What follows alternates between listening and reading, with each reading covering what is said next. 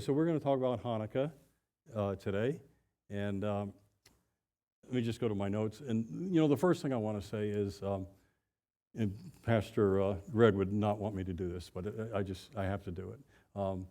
This is the second year in a row that Pastor Greg has asked me to speak about Hanukkah, and you just cannot overlook, as a Jewish person, Greg's love for the Jewish people. And I'll tell you something, if you're ever to put a value on a church, the first thing that I would look at, obviously as a Jew, would be their love for the Jewish people. And I can't tell you how many churches out here that do not have that type of love for the Jewish people. And he's great. And he's a kind individual. He puts others before himself. He's so knowledgeable, and just again his love for others. And just when I think of Greg and his dear wife Sue, they're great assets to Shenandoah Valley Baptist Church, and we have an opportunity here now to build. We just have to build back up. Maybe that should be our motto: build back up. I think we can do it. We just got to get out and reach people, and we all can play a part. So that's the exciting thing about being at this base level. Now we can only grow, and that's what we should do. So I just cannot thank him enough, and I consider it a great privilege and honor to be able to come up and speak from the pulpit. So I'm going to follow some notes here. I'm going to go a little forward here. And so we're going to start off talking about Hanukkah. And I guess the first question for today is, why do the Jewish people, celebrate Hanukkah? Why do they celebrate it? And it's a happy, festive time, but looking back on a very dark thing that happened to the Jewish people. And basically, it was a fight for survival. Okay, Hanukkah is all about a fight for survival. And you see in Israel today, the Jewish people are still fighting for their survival. And, you could take it down to any level. You always want to see people fight when they have to survive. We're a small church. We need to fight to survive. So it's a very, very good theme to follow. So Hanukkah, or the Jews, sometimes it has an H, and sometimes it starts with a CH. Hanukkah. So everybody want to repeat that? Hanukkah?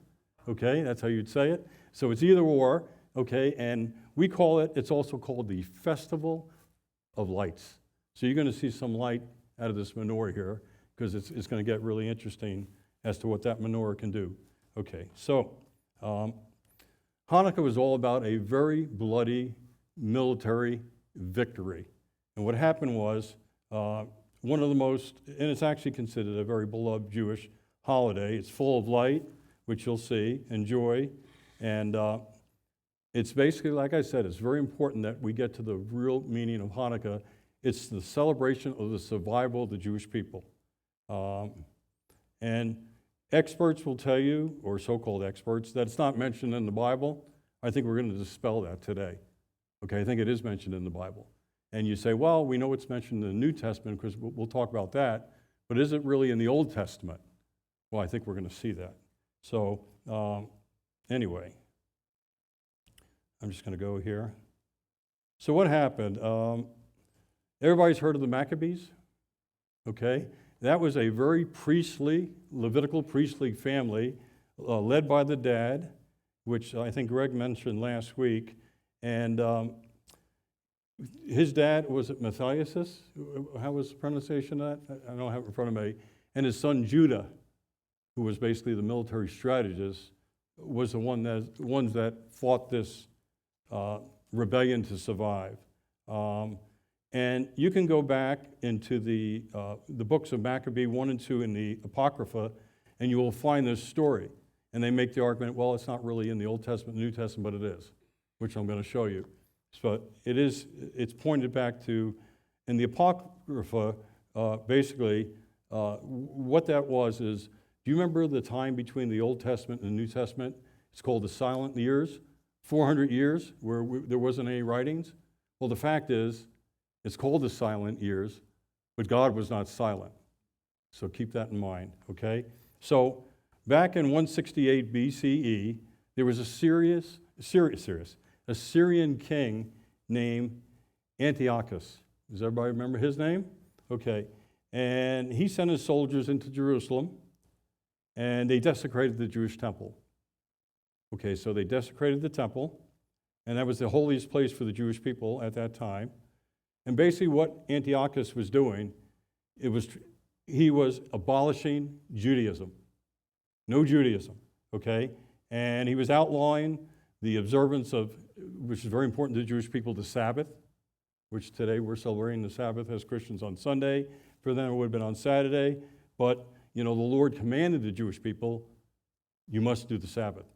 Not optional. He abolished the Sabbath. He also abolished the sacrifices, and he also abolished the Jewish feast that were required by the Lord. Okay, the Jewish people just don't have these feasts various times a year. It's because they're told by the Lord to do it, but he abolished that.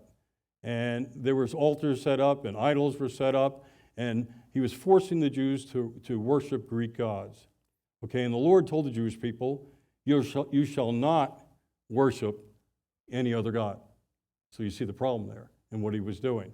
Okay, so this Syrian king, Antiochus, which has a Greek name because it was under the Greek control, he's a very wicked king, and he basically offered the Jews two options back then.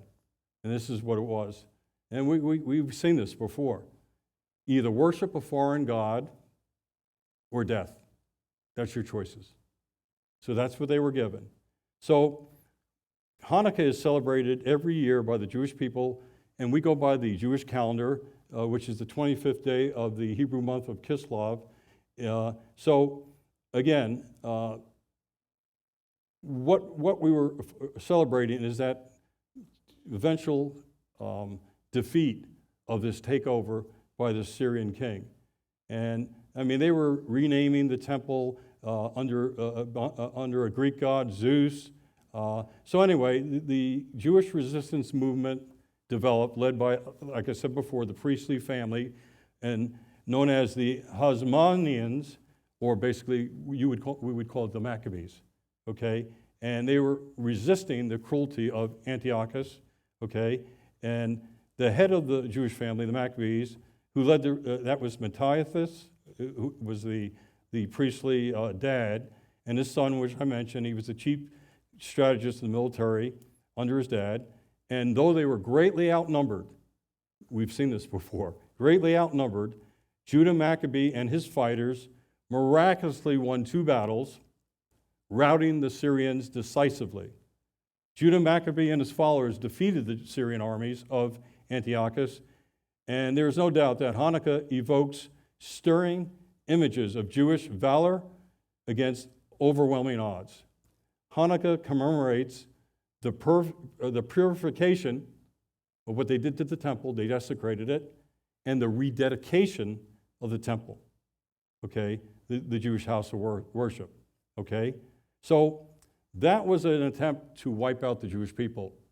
Have you heard of more recent attempts to wipe out the Jewish people? We can talk about Hitler. We can talk about what's going on in Israel today. This was an attempt to wipe out the Jewish people. That's what it was, okay? So it reminds the Jewish people to rededicate themselves to just keeping alive, to fight, to stay alive. And that sounds familiar with what's going on in the Mideast today. Okay, so annihilation of all the Jews is still in vogue. Okay, it's still in vogue to this day because we're seeing it. That's the point. So Hanukkah is not that far removed from what's actually happening today. Okay, so what else is Hanukkah about? Okay, this is very important. It's the miracle of the oil, and I'm sure you've heard this. Okay, it's central to the Hanukkah story. The 8-day celebration of Hanukkah is to represent a small jar of oil found in the temple that had been desecrated, that temple, and it was only good for one day and one night of light. Okay, so that oil was only good for one day of light. And unexpectedly, that light in the temple lasted for 8 days.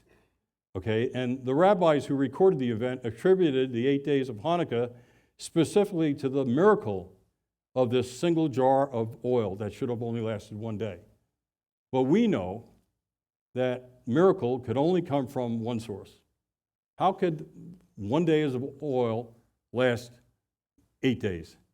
8 days and nights, okay? One source, the Lord himself. It's the only way, okay? Just not physically possible. Allowed for those 8 days of light. And let's see. So we like this this menorah, to show the fact that the light burned for 8 days and 8 nights. Okay. So now we're going to talk more about the menorah. And what you see right here, okay, because it's very important, and to help you understand Hanukkah, is that this is central to the celebration of Hanukkah, this menorah, okay? And it wasn't until like the 1920s that Hanukkah was even celebrated with gifts. We got really jealous by about 1920. We said we weren't getting any gifts. This was just too serious. And we were happy about the celebration, but it wasn't until the 20s that we got, like I said, gifts.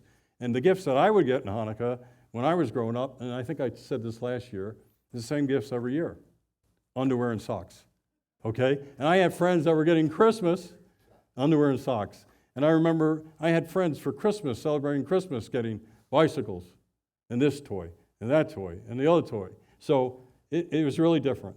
So you got to be careful when it comes to the Jewish people. A lot of people refer Hanukkah and they say, well, that's the Jewish Christmas. Okay, well, it's not the Jewish Christmas, okay? And it's not an imitation of Christmas. And its emphasis is not on the exchange of presents. Remember? Remember my example. Underwear and socks. Not an emphasis on presents, okay? Hanukkah means so much more to the Jewish people. Yet Hanukkah did not originate with Moses. You're not going to find it via Moses.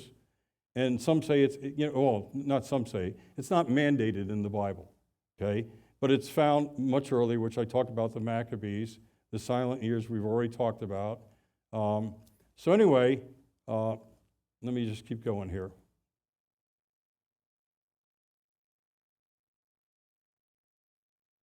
Okay, so I'm going to make the case today that what we're going to find in the Old Testament and eventually the New Testament, those events led to what we celebrate as Hanukkah today. I think it's in the Bible. Okay, some would say it wasn't in the Bible at all. Well, I think we're going to, like I said, prove that otherwise. Okay, so let's put up the first slide. What's that? Oh, it's up. Okay. Wow, I love it. Okay, Daniel 11:36. We're not going to read all these verses, but tell me if this sounds like the king, Antiochus, and what he was doing to the Jewish people. Just read it yourself. Then the king shall, I'll read it, do according to his own will, he shall exalt and magnify himself above every god. He was a false god, okay? He was a false god, okay? He was a counterfeit. He was a tool of Satan. And shall prosper till the wrath has been accomplished, for what has been determined shall be done. Okay, so anyway, speak blasphemies against the God of gods. That's basically what he was doing. So, again, why is Daniel talking about this? Okay, so that's a good verse. We can go, let's see. We can go to the next slide. I think it's 11:32. Those who do wickedly against the covenant, he shall corrupt with flattery. Okay, it was his words. But the people who know their God, the Jewish people, shall be strong and carry out great exploits. What the Maccabees did was a great exploit. They got strong, they were outnumbered, but they defeated the king. Why is this being talked about in Daniel 32? But it's not in the Bible, right? What else could he be talking about? Okay, anyway.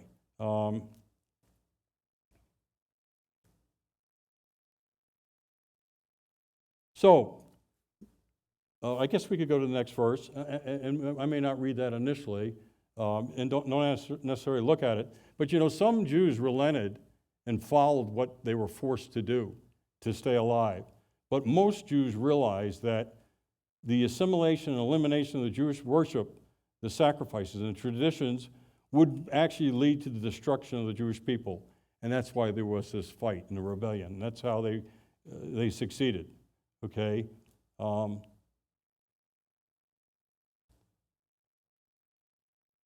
Okay, so, and forces shall be mustered by him, talking about the king, and shall defile the sanctuary fortress. Wait a minute, what happened to the temple? It was desecrated. What else could it be talking about? Then they shall take away the daily I mentioned that, the daily sacrifices, and place the abomination of desolation. So I have no idea what else Daniel could have been talking about. But if it wasn't the events that led up to the Festival of Light and Hanukkah, this has been done more, you could put Hitler there, okay? All these Antiochus, Hitler, what we see today with Hamas, they're all tools of Satan. That's the point, to destroy, to wipe out the Jewish people, okay? And let me just talk about, when we talk about Antiochus, okay, and what happened here with the Maccabees, I think to some great degree, because this is redundant, you keep seeing it, he foreshadowed Hitler's axiom towards the Jews, which was, in a nutshell, I'll tell you what the proposition was Hitler gave to the Jewish people. Because it was the same thing back then with what happened with the Maccabees. The first thing Hitler said was, you can't live among us as Jews. That's the first thing he said. The second thing he said is, you can't live among us at all. You just, not just that you're Jews, you just can't be here. And the last thing he said is you can't live. Okay, so we went from you can't live among us as Jews to you can't live. And that's exactly what Antiochus was doing. That's exactly what Hitler was doing. So, anyway. Let's see. Okay, so we did that. So do you feel like these verses accurately describe Antiochus or Hitler or whatever? It's the same theme, on and on again. Wipe out the Jewish people. So, one of the other real miracles of Hanukkah is that a few with God on their side triumphed over a multiple of powerful enemies. We see that all through Jewish history. And what does that mean? What is the math on that? The math would look like this. God's people plus God, it can relate to us. God's people plus God equals victory, regardless of the odds. Okay, so that's what it is. And we find in Zechariah 4:6, not by might, not by power, but by my Spirit, says the Lord of hosts. And that's basically exactly what we're talking about. Without the Lord, the equation doesn't work.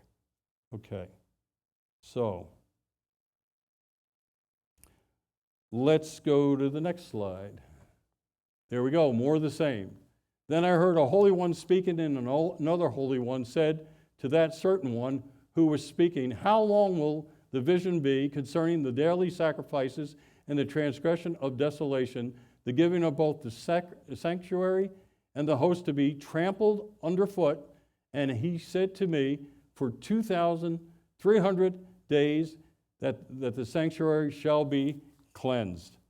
Okay, 2,300 days. Do you know that is exactly 6 years and 3.5 months equal 2,300 days? That's exactly the period from when, let me see if I can find it here, when Antiochus started his reign to the date that the Jews took back the temple. Okay, 2,300 days. And you can check it out. Historically, it's been proven. So that's amazing. What else could this, now it gets real specific. This prophecy has to be talking about what happened that led to Hanukkah. Okay, so now we're going to talk about the menorah. We're getting to the fun part here. Okay, remember we said 8 nights of light from enough oil for only 1 night? So 8 nights equal 8 lights 8 lights or 8 candles on the menorah. You notice something pretty interesting here? I said 8 nights. How many candles do you see? How many lights do you see? 9. How can there be 9? We're talking about 8 nights of oil. Okay, so this is where it gets really interesting. Why is there a 9th candle? Go further. Why is there a 9th candle? You notice it's a little higher up? You notice it's in the middle? There's 4 candles on this side, and 4 lights on this side, 4 lights and 4 lights on each side, and the one is prominent a little higher in the middle. It's a little higher and it's in the middle. What is that candle called in Hebrew? Does anyone know? Even the Jews know that is a unique candle, because we're only talking about 8 nights of light and oil. Why the 9th one? It's called the shamash. What does shamash mean in Hebrew? See, this is where we're going to get really exciting. Okay? It means this is the servant candle. Now, it goes a lot further than that. What do I mean by servant candle? We're going to get really into it here. Do you know you cannot light a candle on this menorah? You can't go directly to the light, the candle. You must use the shamash to light the other candles. You can't go here or here or here. You got to go from the middle candle to light another candle. So the first night of Hanukkah, I think it was Friday night. No, wait, Friday, Saturday, Sunday. Tonight will be the 4th. So let's back up. Thursday night, first night. See what happened? This candle, the shamash, the servant candle, lit the first night of Hanukkah. Now watch this. The second night of Hanukkah, which was Friday night. This candle here didn't light this candle. This candle did not light itself. This is the only candle, the servant candle, the higher candle, the candle in the middle lights. Okay. Yesterday was the 3rd night of Hanukkah, and I think I got my days right here. And tonight is the 4th night of Hanukkah. It'll look like that until we finish. So we're going from left to right, okay? So shamash and those candles. So what do we learn from that? First of all, this one central candle, the shamash, serves the other 8. And Hanukkah is all about 8 lights, the festival of lights, 8 nights of oil, 8 lights. So what's so significant?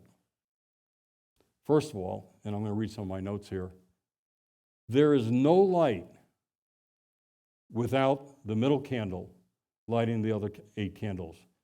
Okay, you cannot light a candle directly yourself. You must go through the shamash. Okay? So when I look at the menorah, you know what I see? And I want you to see the same thing. I want you to see the miracle of Hanukkah. But what else do you see?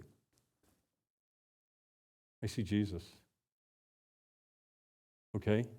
Who is our suffering servant? Jesus. Okay? Who's the servant candle? Jesus. So when you look at this menorah, you're looking at 2 things. Yeah, we're looking at Hanukkah. But from a Jewish, and we'd love the Jewish people to understand this, but definitely from a Christian standpoint, that middle candle has to be Jesus. No question about it. Okay? And here's the thing. Being a Jewish Christian, I can talk about the celebration, the Jewish celebration of Hanukkah and Jesus the Messiah in the same breath. I can do that. In the same breath, I can do that. So, where does that take us? Jesus is truly the light of the world. How do you like that? And for us as fellow believers, as the world gets darker, and it is, do you feel like the world's getting darker? The world is getting darker. The brighter the light of Jesus that we should see. So as the world gets darker, Jesus becomes more and more prominent, okay? Great. And if only the Jewish people would understand what this middle candle is all about, because there was only 8 nights. We end up with 9 candles, and the one's the highest. And you can't do anything with the 8 without the one in the middle. Isn't that amazing? It's just amazing. Think about it. That servant candle is Jesus. Let's go to the next verse. Look at this. Just as the Son of Man did not come to be served, but to serve, and to give his life a ransom for many. Who's doing the serving here? Look at that verse. Isn't that powerful? Okay. We also need to know that there are really good biblical reasons to share the Jewish celebration of Hanukkah among us Christians. And the first one being, and this will be the next verse, you're going to see here that Jesus himself celebrated Hanukkah in the New Testament. We know he's in the New Testament, and I think we look back to the Old, and what else could that king have been doing but what happened with that revolt and the desecration of the temple and getting back. But look what this says. Now it was the Feast of Dedication, which is Hanukkah, in Jerusalem, and it was a winter, which it is now, a winter, okay? And Jesus walked in the temple in Solomon's porch.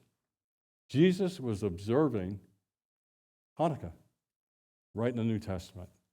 Okay. Secondly, the events of Hanukkah, which we've already talked about, were prophesied by Daniel, okay, and which we've already pointed out.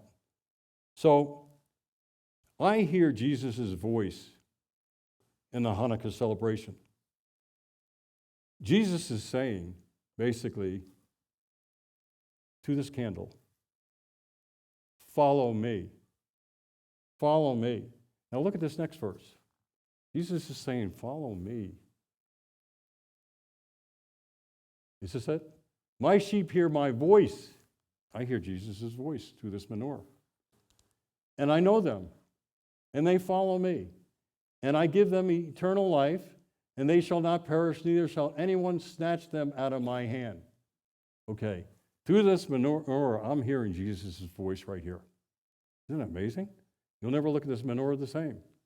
Jesus is talking to you right through this candle in the story. And here's something interesting. Okay, it's all about light. It was all about light in the Hanukkah story. It was about light when the temple was desecrated. It was about light when we had 8 days of light instead of 1 day inside that temple. Okay, and light always wins, or ultimately will always win over darkness. Always wins over darkness. Jesus was promising his people deliverance from sin and death in the verse that we just read. Okay? And what he was promising, deliverance and sin over sin, from sin and death, was not just for a season. What was Jesus promising? Victory for eternity. So Jesus is the true light. And the gospel, according to John, mentions the concept of light. In fact, through the book of John, I found some interesting things. He keeps talking about the Messiah. And listen to some of the terms he used for the Messiah. John, the book of John. He says he's like a Lamb of God. The one Moses spoke about. The prophet. The Messiah. The I am. The good shepherd. Now let's go to the next verse. Watch this. In the beginning was the Word, and the Word was with God, and the Word was God, and he was in the beginning with God, talking about Jesus. All things were made through him, and without him nothing was made. In him was life, and the life was the light of men. We're back to light. We just cannot get away from light. And you know, light is really interesting when you study it. I'm not a scientist, but I always like science. Light really has some interesting, amazing properties. You know, for life to exist, there must be light. Okay? Can you imagine if our life ended and there was no life? There was no light, no light?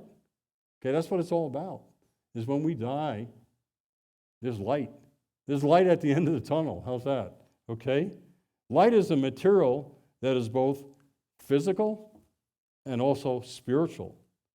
It exposes, it makes visible, it brings the truth out in the open, helps one to see what really is there. The more light, the more understanding. Light is a pure substance. Light contains no impurities. Light is often associated in the Bible with righteousness and goodness. The light of Jesus is completely full of truth. The light of Jesus shines in the darkness. But the darkness, which is our world, but the darkness has not understood it. Most of the world hasn't understood the light of Jesus. That is true. In contrast to light, darkness carries with it also some qualities. What qualities of darkness? Unrighteousness, confusion, hiding, some things I thought of, deceitfulness, fearfulness, and secretiveness. Among the relationship of light to darkness, darkness attempts to obscure the light, and yet light continues to shine forth. In several ways, the property of light and darkness vividly portray the life of Jesus and the conflict that he faced. In testifying to who he was, he came to bring life in terms of forgiveness of sins, restoring man to God, exposing lies, which was darkness, and clarifying the truth, which was light, and even overcoming death, which is dark, without Jesus. John's gospel records a constant battle of unbelief and sin that sought to put out the light. And yet Jesus shines through in the midst of it all. Jesus is truly the light of the world. You know, there was darkness in the world in the first century, just like there is darkness in our world today. The darkness caused by sin is evident in the evil we hear about in the news every day. All this evil we hear about, it all goes back to sin.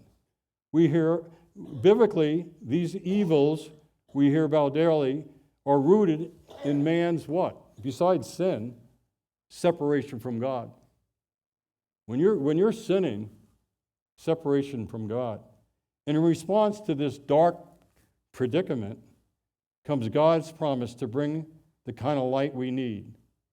The light of Jesus brings us. What does the light of Jesus brings us? Obviously salvation. But how about hope? How about truth? How about understanding? How about freedom? How free do you feel being a believer? It's tremendously free, and there's no better freedom known to man. Freedom and reconciliation with God. So for this to happen, the light must deal with the problem of sin. And as the controversy over Jesus grew more intense, Jesus actually became more bold and clear in his claims. In many ways, he actually provided a light guarantee. Almost sounds like a commercial. Jesus provided a light guarantee. You want to see that verse? Let's go to the next verse. This is a light guarantee.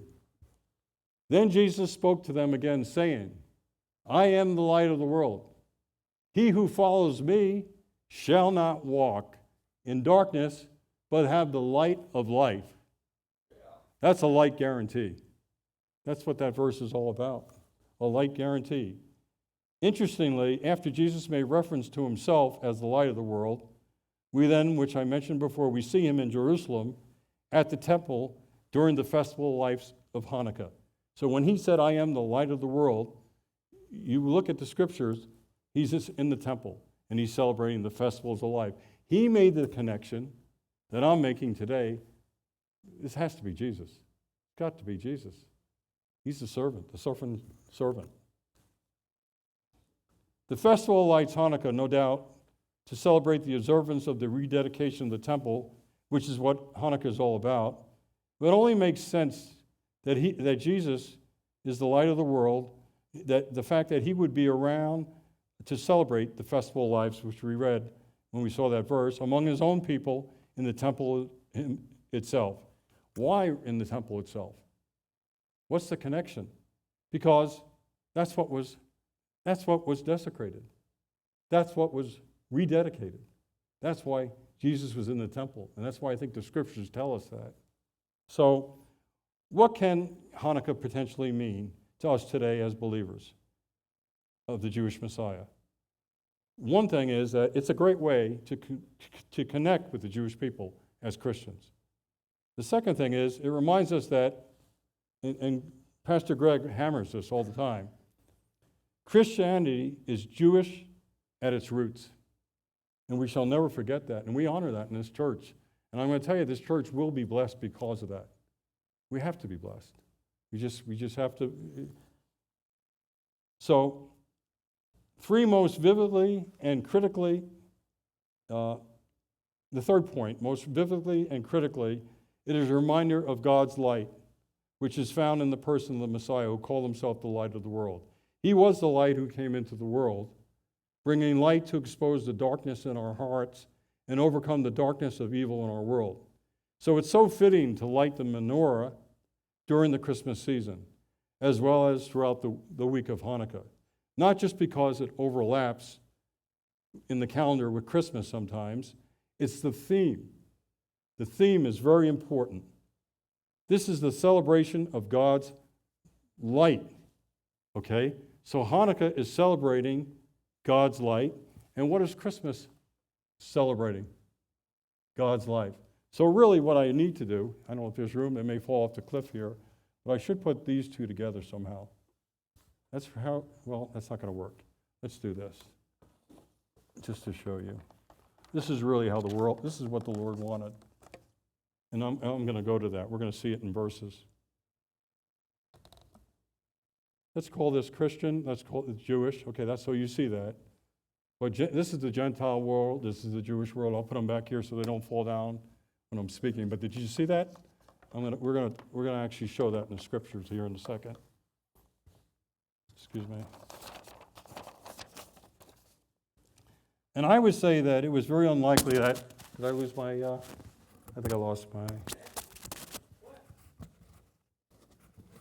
Need bigger ears. Can you hear me again? Okay, good. Okay. I would say it was very unlikely that Judas Maccabee realized just what spiritual death his valiant fight against Jewish hatred would symbolize one day. We must recognize there is a tremendous rich meaning found in the Hanukkah celebration and realize that there's an embedded celebration of the victory of light over darkness that Jesus actually offers to all mankind. So let's look at the next verse.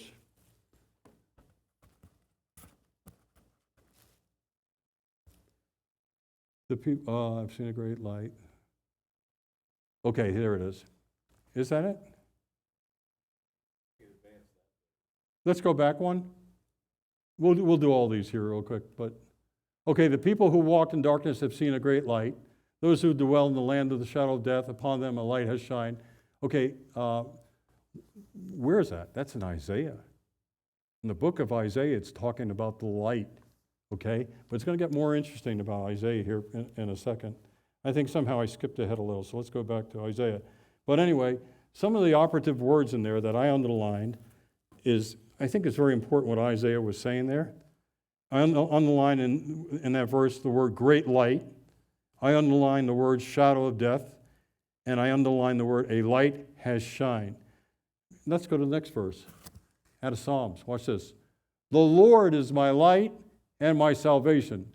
So you can't separate light and salvation. It's right there. Whom shall I fear? The Lord is the strength of my life, and whom shall I be afraid? Okay?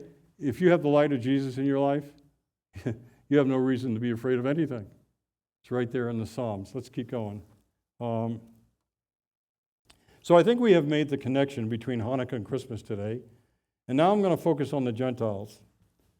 And I'm going to turn to Christmas celebrations. Okay, so basically, this time of year, when we think about, how we celebrate, the Gentile world turns to the Christmas celebrations, this tree right here. The Jews turn to Hanukkah. But, there's one major connecting theme, however, that is often overlooked, which I've already mentioned.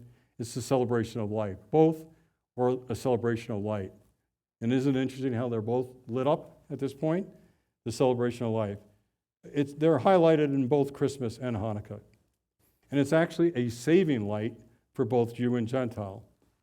And you would say, well, it's a saving light for both Jew and Gentile, but I would find that in the New Testament.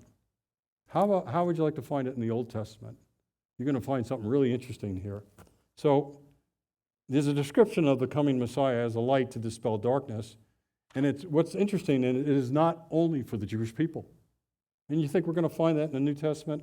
You watch where we find it, okay? It's not just for the Jewish people, but clearly for both Jew and Gentile alike, in desperate need of a Savior and Messiah. Isaiah described a light coming to the Galilee region, a great light in Galilee. Now this is just an amazing verse. Let's go to Isaiah 8:22. There it is. Then they will look to the earth and see trouble and darkness, that's without light, gloom of anguish, and they will be driven into darkness without light. Nevertheless, the gloom will not be upon her who is distressed. And when at the first he lightly esteemed the land of Zebulun and the land of Zephtali, help me? Okay, good. And afterwards more heavily oppressed her by the way of the sea beyond the Jordan in the Galilee of the Gentiles. I have a question for you. Why are we talking about the Gentiles in the book of Isaiah? Isaiah is a messianic book, okay? A messianic prophet. Okay, so let's go to the next verse. Matthew. Then when Jesus heard that John had been put in prison, he departed to Galilee. Now we're back to Galilee. And after leaving Nazareth, he came and dwelt in Capernaum, which is by the sea, in the regions of Zebulun and Zephtali, that it might be fulfilled, which was spoken by Isaiah the prophet, saying, and it goes on to repeat the same thing. So Matthew, which actually is called the Gospel to the Jews, is referring right back to Isaiah in that verse. Let's go to the next one, which is where? What is that? Isaiah 42:6-7. Oh, and by the way, before we read this verse, I do want to say, and Pastor Greg mentioned it right before we started, Isaiah chapter 9, verse 6 and 7 did tell us, a child would be born, a special son would be given. Someone very unique was to be born. Someone very special was coming to the Galilean region, and describes a child that even some rabbis have traditionally regarded as reference to the Messiah. There's no doubt it was reference to the Messiah. So even a superficial reader in the Bible is familiar with the fact that Jesus came to that very region and did much of his public ministry in Galilee. The Gospels record that Jesus not only was raised in Nazareth, thus he was called Jesus of Nazareth, but he toured the entire Galilean coastal towns. Those living in Galilee witnessed his teachings, they witnessed his healings, his miracles, and his life-changing effect on people's lives. So then, let's go to the next verse. Luke. Okay. Let's see here.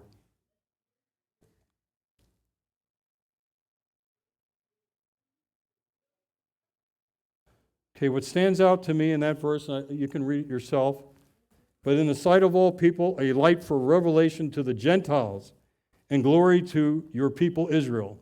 Okay, and that's exactly what we're talking about. The Messiah, Jesus, is for both Jew and Gentile alike.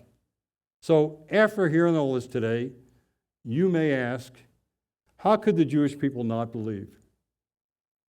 How could they not believe? And I get this all the time. People ask me, how could they not believe? Well, I really got the answer to that question. I mean, I knew the answer. But most recently, within the last year, I can't read without these glasses. I was given reading glasses. And it's what we call blindness in part. Okay, I'm not blind, I'm not blind if I want to read, but I'm blindness in part because I can't read without the glasses, so I really get that, and I understand it too well. So a couple things Bonnie wanted me to mention. We have fun during Hanukkah, the little kids. You've heard of dreidels? You know what a dreidel is? Okay, and this was to get them to not be preoccupied with what was going on with this attack on the Jewish people and still keep it as joyous. Okay, that's a blue one. They got Hebrew letters, and the kids play with that. Okay, so they're not focusing on the destruction and the rededication of the temple. They're making it a joyous event, the festival of lights, and they're having some fun. And we also give them some money. This is called Hanukkah Geld. Okay, it's chocolate candies. Bonnie, you have chocolate candies for everybody today? Yeah, they're out in the back? Okay, and I hope we don't run out of these, and if we do, we'll have more next week, but everybody needs to leave with a Christmas gift. You could buy this on Amazon, and it's expensive, something that we came up with, but it's free to everybody. It's a Hanukkah and Christmas present. So everybody make sure you leave with one of these for your home, okay? And the purpose of this tree was to show the real meaning of Christmas. I love Christmas trees, but a lot of times you don't get what is the real meaning behind Christmas. Well, this will tell you. So that's what that's all about. So I want to end by saying, I'm sure I've missed some things, but I want to say Happy Hanukkah and Merry Christmas to all. And I'm going to ask Pastor Greg to come, and he'll go ahead and close the service.